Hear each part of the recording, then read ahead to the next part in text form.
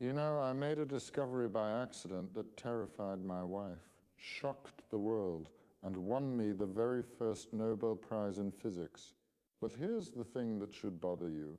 I still don't completely understand what I discovered, and neither does anyone else. November 8th, 1895.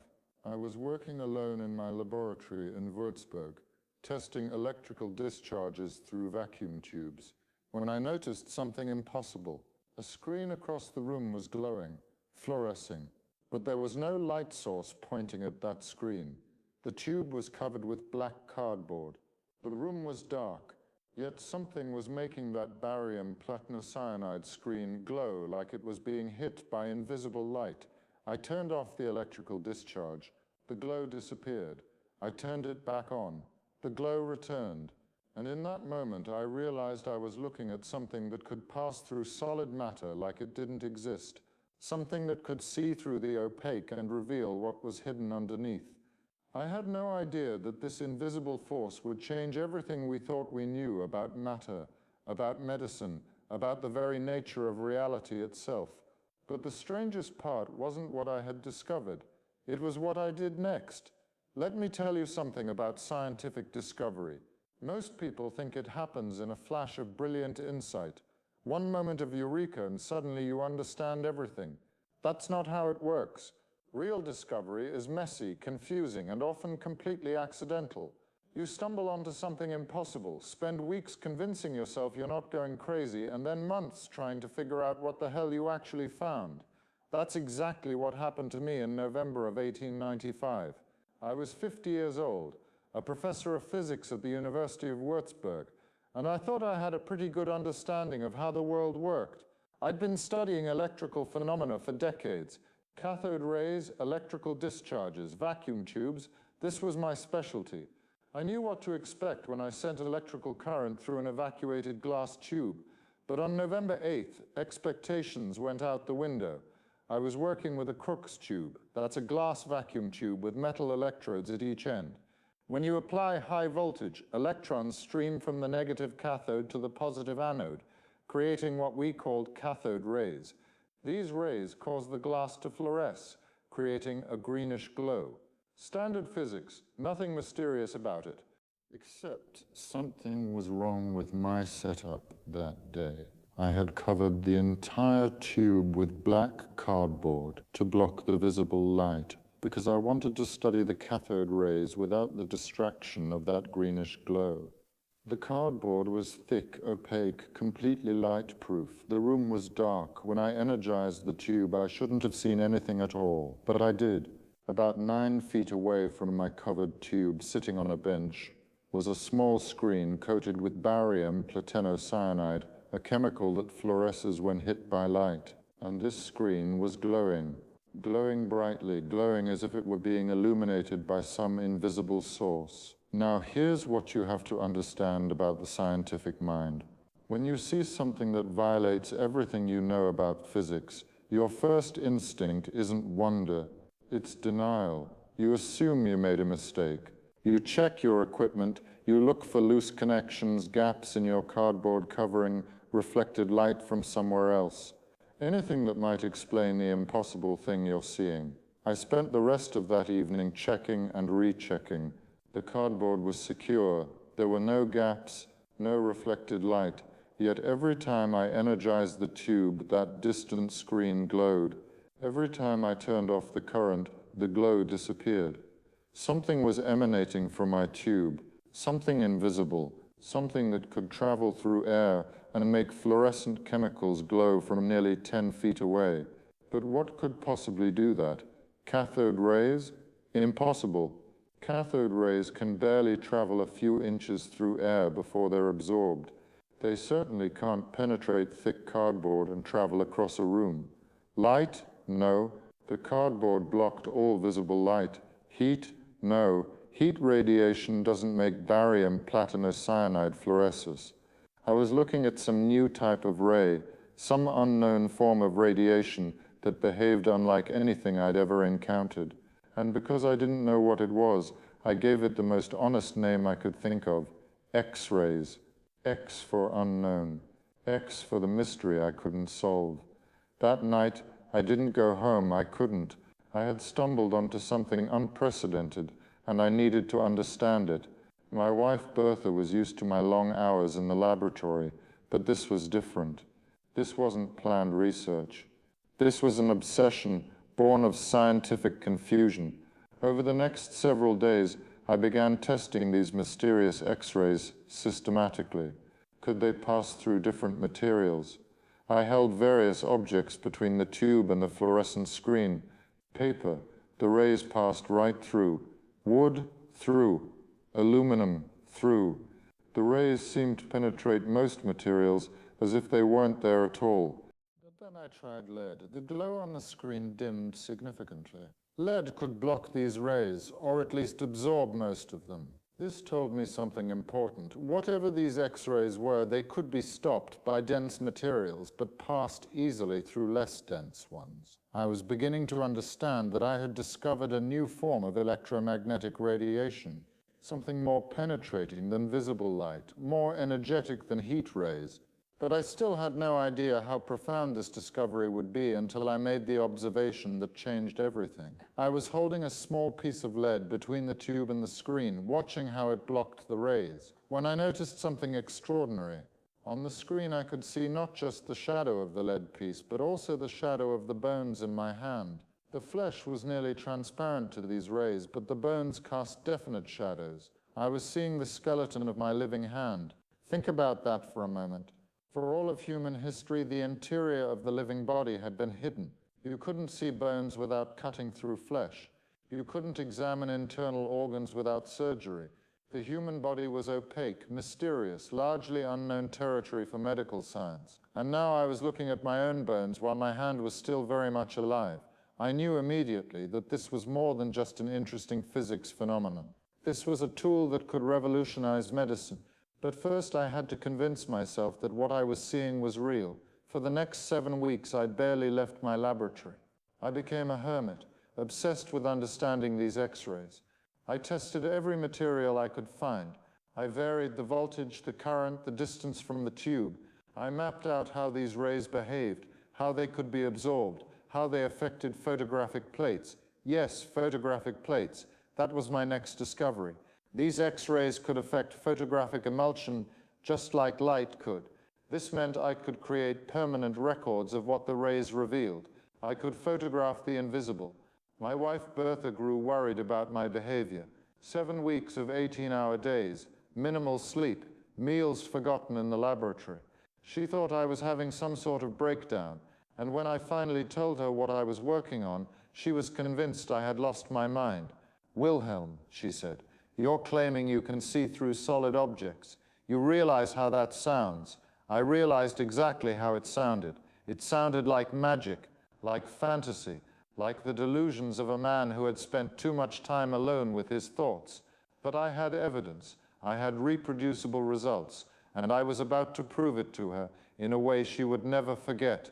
On December 22nd, 1895, I remember the date because it was just before Christmas, I asked Bertha to come to the laboratory. I had prepared a photographic plate and positioned the X-ray tube. I asked her to place her left hand on the plate and keep it perfectly still for 15 minutes while I exposed it to the rays. She was skeptical, but she humored her obsessed husband. For 15 minutes, she sat motionless while invisible radiation passed through her flesh and onto the photographic emulsion below. When I developed that plate, both of us stared in stunned silence. There, clearly visible on the photographic negative, were the bones of her hand, every finger bone, every joint, perfectly outlined in shadows of varying darkness. But most striking of all was her wedding ring, completely opaque to the X-rays. It appeared as a bright circle around the shadow of her ring finger bone. Bertha looked at the image, then at her own hand, then back at the image. "Wilhelm," she said quietly, "I have seen my death." She wasn't entirely wrong. In a sense, she was looking at what would remain of her hand long after the flesh had gone, the permanent structure beneath the temporary flesh, the bones that would outlast everything else about her physical form. But what she was really looking at was the beginning of modern medicine. You see, before X-rays, medical diagnosis was largely guesswork. Oh, doctors were skilled at examining external symptoms, listening to heartbeats and breathing, feeling for swelling and tenderness. But the interior of the body, that was terra incognita, unknown territory. You couldn't see a broken bone without cutting through the skin. You couldn't locate a bullet wound without exploratory surgery. You couldn't detect lung disease, kidney stones, or internal bleeding without invasive procedures. X-rays changed all of that overnight. Within months of my announcement, X-ray machines were being used in hospitals around the world. The first medical X-ray in America was taken in February 1896, just 2 months after I published my findings. A man had been shot in the hand, and doctors used X-rays to locate the bullet without cutting him open. Think about how revolutionary that was. For the first time in medical history, doctors could see inside the living body without causing trauma. They could diagnose fractures, locate foreign objects, examine the lungs and heart, all without a single incision. But the medical applications were just the beginning. Scientists quickly realized that X-rays could reveal internal structures in any object, not just human bodies. Customs officials could inspect luggage without opening it. Engineers could examine metal castings for internal flaws. Crystallographers could study the atomic structure of materials. Astronomers could detect high-energy radiation from space. X-rays opened up entire new fields of science and technology. But here's what fascinates me most. We still don't fully understand them. Oh, we know they're electromagnetic radiation, like light, but with much higher energy and shorter wavelengths. We know they're produced when high-energy electrons strike matter and suddenly decelerate. We know they can penetrate materials because they interact weakly with the electrons in atoms, unlike visible light, which gets absorbed by the outer electrons. But the deeper mystery remains. Why does electromagnetic radiation behave so differently at different energies? Why can some wavelengths pass through matter that completely blocks others? What does this tell us about the fundamental nature of matter and energy? These questions led to some of the most important discoveries in physics. The study of X-rays contributed to our understanding of atomic structure, quantum mechanics, and the electromagnetic spectrum. Scientists studying X-ray crystallography would eventually reveal the structure of DNA. X-ray astronomy would show us violent, high-energy processes throughout the universe, and it all started with an accident in my laboratory, a forgotten screen that glowed when it shouldn't have. You know what's really remarkable about scientific discovery? It's not just about the moment of finding something new. It's about recognizing that what you found is important. Plenty of people had probably noticed strange glows or unexplained phenomena before me, but they dismissed them as equipment malfunctions or curiosities not worth investigating. The difference was that I couldn't dismiss what I was seeing. Call it obsession, call it scientific integrity. But when I observed something that violated my understanding of physics, I had to know why. I had to understand it. Even if it took 7 weeks of isolation and convinced my wife I was losing my mind. That's the real secret of scientific discovery. It's not about being brilliant. It's about being unable to let go of a question. It's about being so bothered by something that doesn't make sense that you'll sacrifice sleep, meals, and social relationships to understand it. In 1901, I was awarded the first Nobel Prize in physics for the discovery of X-rays. The Nobel Committee said that my discovery had conferred the greatest benefit on mankind. They weren't exaggerating. X-rays had already revolutionized medicine, industry, and scientific research. But here's something that shocked people at the time. I refused to patent my discovery. I could have become wealthy beyond imagination. Every X-ray machine, every medical procedure, every industrial application could have paid me royalties. I would have been one of the richest men in the world. Instead, I declared that X-rays belonged to humanity. According to my understanding, I said, all the applications belong to all people. People thought I was crazy. Why give away something so valuable? Why not profit from such a revolutionary discovery? Because that's not why we do science. We don't investigate the unknown to get rich. We do it to understand. We do it to push back the boundaries of human knowledge.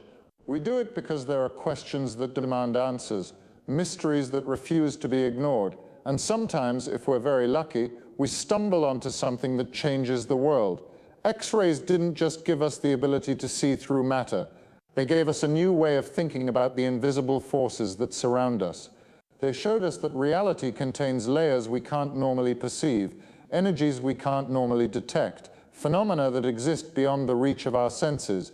Every time you go to a hospital and have an X-ray taken, remember this: you're experiencing the result of one man's refusal to dismiss the inexplicable, one scientist's inability to ignore a glowing screen that shouldn't have been glowing, one person's willingness to spend 7 weeks in isolation, chasing an answer to a question he couldn't let go.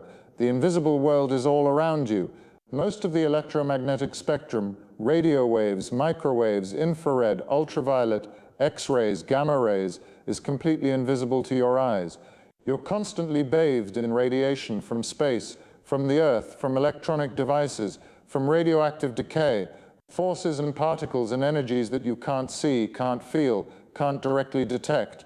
But with the right tools, with the right questions, with the right willingness to pursue the impossible, we can make the invisible visible. We can reveal the hidden structures of reality. We can see through the opaque and discover what lies beneath. That's what X-rays taught us. That's what my accidental discovery revealed. The universe contains far more than meets the eye.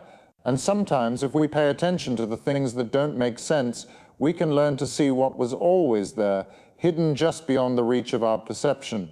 You are surrounded by mysteries, questions without answers, phenomena that violate your expectations. The question is, when you encounter something impossible, something that challenges everything you think you know, what will you do? Will you dismiss it as a mistake, a malfunction, a curiosity not worth investigating? Or will you be unable to let it go? Will you be so bothered by the inexplicable that you'll pursue it no matter how long it takes, no matter how crazy it makes you seem, no matter how much it disrupts your comfortable understanding of reality? That's the choice every scientist faces. That's the choice I faced on November 8th, 1895, when I saw a screen glowing in a dark room where no screen should have been able to glow. I chose to investigate, I chose to question, I chose to spend 7 weeks chasing an answer to something that shouldn't have been possible. And in doing so, I accidentally revealed an invisible world that had been there all along, waiting for someone curious enough to notice it, persistent enough to study it, and generous enough to share it with all of humanity. The X-rays are still out there, still passing through you right now, still revealing structures and energies and phenomena that your eyes cannot see. The invisible world is as vast and mysterious as it ever was. The question is, what impossible thing will you notice next? And when you do, will you have the courage to investigate it, even if everyone thinks you've lost your mind? Because that's how we discover the undiscoverable. That's how we see the invisible. That's how we change the world, one impossible observation at a time. But let me tell you what we've learned about X-rays since that night in 1895. The physics behind them is more fascinating than I ever imagined. When I first produced X-rays, I was using what we now call Bremsstrahlung radiation, literally braking radiation in German. Here's what happens inside that vacuum tube. Electrons are accelerated to tremendous speeds, sometimes reaching nearly 10% the speed of light. When these high-energy electrons slam into the metal target, usually tungsten in modern machines, they suddenly decelerate. Now, here's a fundamental principle of physics that I didn't fully understand at the time. Whenever an electric charge accelerates or decelerates, it radiates electromagnetic energy. The more violent the acceleration or deceleration, the higher the energy of the radiation produced. So when those speeding electrons crash into metal atoms, they don't just stop. They release their kinetic energy as electromagnetic radiation, X-rays. But here's what makes it even more interesting. The electrons don't all decelerate at the same rate. Some lose all their energy in one collision, producing very high-energy X-rays. Others lose energy gradually through multiple interactions, producing a continuous spectrum of X-ray energies. This is why X-ray machines produce what we call a continuous spectrum, a range of wavelengths from very short, high energy to longer, lower energy. But there are also sharp peaks in the spectrum, characteristic X-rays that depend on the specific metal used as the target. Why does this happen? because when those incoming electrons have enough energy, they can knock inner electrons right out of the atoms in the target. This leaves the atom in an excited state with a vacancy in one of its inner electron shells. Electrons from outer shells immediately fall down to fill this vacancy, and when they do, they emit X-rays with very specific energies, energies that correspond exactly to the difference between electron energy levels in that particular type of atom. This discovery led to an entirely new field, X-ray spectroscopy. We could now identify elements by the characteristic X-rays they produce. We could study the electronic structure of atoms. We could probe the arrangement of atoms in crystals. And that's where X-rays revealed something truly extraordinary about matter itself. In 1912, just 17 years after my discovery, a young German physicist named Max von Lohe had a brilliant idea. He wondered if X-rays have very short wavelengths, and if atoms in crystals are arranged in regular repeating patterns, could we use X-rays to map the atomic structure of crystals? The idea was based on the physics of wave interference. When waves encounter obstacles or openings that are comparable to their wavelength, they bend, scatter, and create interference patterns. X-rays have wavelengths roughly the same size as the spacing between atoms in crystals. So if you shot X-rays through a crystal, the waves should scatter off each atom and create an interference pattern that would reveal the exact arrangement of atoms. He was right. X-ray crystallography was born, and it opened up the atomic world in ways I never imagined possible. Scientists could now see how atoms were arranged in solids. They could determine the exact distances between atoms, the angles of chemical bonds, the three-dimensional structure of molecules. This led to discoveries that transformed chemistry, biology, and materials science. Dorothy Hodgkin used X-ray crystallography to determine the structure of vitamin B12 and insulin. Rosalind Franklin's X-ray images of DNA, particularly her famous photo 51, provided crucial evidence for the double helix structure that Watson and Crick proposed. The entire field of structural biology emerged from the technique of using X-rays to see atomic arrangements, but the applications kept expanding beyond anything I could have anticipated. In the 1960s, scientists realized that astronomical objects could be sources of X-rays. When matter falls into black holes, it heats up to millions of degrees and emits X-rays. Neutron stars, stellar explosions, galaxy collisions, all of these create X-ray emissions that tell us about the most violent, high-energy processes in the universe. X-ray astronomy revealed a universe far more dynamic and energetic than we had ever imagined. We found X-ray binaries, systems where material from one star spirals into a compact companion, heating up and glowing in X-rays. We discovered that supermassive black holes at the centers of galaxies create jets of particles that emit X-rays as they race through space at nearly the speed of light. The universe, it turns out, is full of X-rays. Our atmosphere protects us from most of them, but space-based X-ray telescopes have shown us phenomena that are completely invisible to optical telescopes, entire categories of astronomical objects that we never knew existed because we could only see them in X-rays. And in medicine, the revolution I started in 1895 continues today. Computed tomography, CT scans, use X-rays and computer processing to create detailed cross-sectional images of the human body. Doctors can see inside patients with unprecedented clarity, diagnosing conditions that would have been impossible to detect in my time. Modern X-ray machines are thousands of times more sophisticated than my simple vacuum tube. They can be precisely controlled, focused into narrow beams, adjusted for different energies depending on what needs to be imaged. Digital X-ray detectors have replaced photographic film, providing instant images that can be enhanced, analyzed, and shared electronically. But perhaps the most remarkable development is how X-rays have contributed to our fundamental understanding of matter and energy. The study of X-ray production led to insights about atomic structure. The way X-rays interact with matter helped us understand electron behavior in atoms. X-ray spectroscopy became a tool for studying chemical bonding, crystal structures, and electronic properties of materials. And here's something that still amazes me.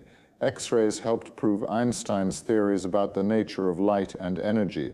When X-rays were discovered to have particle-like properties as well as wave-like properties, it supported Einstein's revolutionary idea that electromagnetic radiation comes in discrete packets of energy, photons. The photoelectric effect, which Einstein explained, and for which he won his Nobel Prize, applies to X-rays just as it does to visible light. X-ray photons can knock electrons out of atoms, and the energy of those ejected electrons depends on the frequency of the X-rays, not their intensity. This was crucial evidence for the quantum nature of light. So my accidental discovery didn't just revolutionize medicine and reveal the structure of crystals, it helped establish some of the most fundamental principles of modern physics. Every time someone gets a medical X-ray today, they're experiencing the result of that chain of discoveries that began with my glowing screen in 1895. But they're also experiencing the deeper truth that X-rays revealed. The universe operates according to principles that are far stranger and more wonderful than our everyday experience suggests. Matter is mostly empty space, held together by forces we can't see. Energy comes in discrete packets. Particles behave like waves, and waves behave like particles. The electromagnetic spectrum extends far beyond what our eyes can detect, carrying information about processes and phenomena that span the entire universe. And all of this knowledge flows from a simple willingness to investigate something that didn't make sense, a screen that glowed when it shouldn't have, a phenomenon that violated expectations, a mystery that demanded an answer. That's the real lesson of X-rays. Not just that invisible radiation can pass through matter, but that the universe is full of invisible phenomena waiting to be discovered. Radio waves from distant galaxies, subatomic particles streaming from the sun, gravitational waves rippling through space-time itself. The tools we use to detect these phenomena are the descendants of my simple X-ray apparatus. Particle detectors, radio telescopes, gravitational wave observatories, all of them are designed to make the invisible visible, to reveal the hidden aspects of reality. And the motivation is the same now as it was in 1895. Scientific curiosity, the inability to ignore something that doesn't make sense, the compulsion to understand, to question, to investigate, even when, especially when, the investigation leads somewhere completely unexpected. You live in a universe filled with invisible forces, invisible particles, invisible waves of energy. Most of them pass through you constantly without your awareness. But every now and then, if you have the right equipment and the right mindset, you might notice something impossible, something that challenges everything you thought you knew. When that happens, remember what I learned on November 8th, 1895. The impossible is often just the undiscovered. The inexplicable is often just the not yet explained. And sometimes, if you're willing to spend 7 weeks in a laboratory pursuing an answer to a question that won't leave you alone, you might accidentally change the world. The X-rays are still there, still passing through you, still carrying information about the hidden structure of reality. Still waiting for the next curious mind to notice something that doesn't quite make sense and refuse to let it go. What will you discover when you start paying attention to the impossible?